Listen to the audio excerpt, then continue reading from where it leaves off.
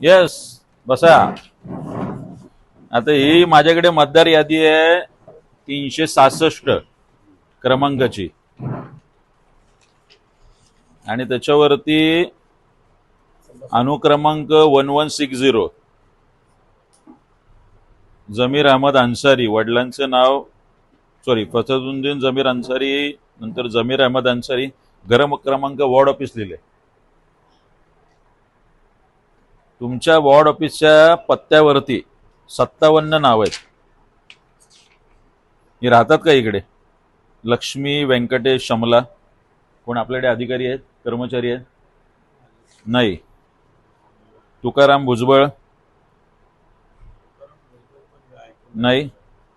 बर. उषा भुजबळ, रमाबाई कांबळे नाही. अन्सारी अत्तार, अलबक्ष बाबुराव अत्तार. बघा ही नावं, यातली कुठली तुमच्याकडे राहतात सांगा. 57 नाव. दिवसांपूर्वी 127 मतदार यांचा पत्ता घर क्रमांक चक्क महानगरपालिका नवी मुंबईचे आयुक्त निवासस्थान दाखवत होतं. आज माझ्या समोर बेलापूर विधानसभेचा यादीभाग क्रमांक 366 आहे. त्याच्यात 57 मतदार यांचा घर क्रमांक हा चक्क वॉर्ड ऑफिस दाखवलाय, ज्या ठिकाणी बेलापूर वॉर्ड ऑफिसला आता या ठिकाणी आम्ही उभे आहोत. हे सगळे 57 मतदार निवडणूक आयोगाला म्हणायचं आहे की हे सगळे बेलापूर वॉर्ड ऑफिसमध्ये राहत आहेत. आम्ही इथल्या सुरक्षा रक्षक कर्मचाऱ्यांना, लिपिकांना विचारलं, यातला एकही कर्मचारी नाही.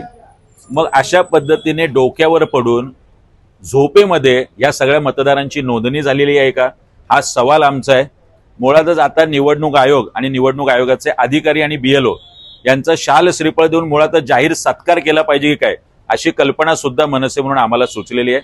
हा घोळ निस्तरा याच्यासाठी लेखी स्वरूपात तर आम्ही देणारच आहोत, पण वरचेवर म्हणजे मला आता कळलंय की कोकण भवन, ज्या ठिकाणी निवडणूक निर्णय अधिकारी बसतात, कोकण भवन हा सुद्धा घर क्रमांक आणि पत्ता आहे. त्यामुळे एकही गोष्ट यावेळी निवडणूक आयोगाने सोडलेली नाही. फक्त मुख्यमंत्र्यांचं वर्षा निवासस्थान, इथे भविष्यात 200-300 मतदार सापडू नये हेच काय ते नवल.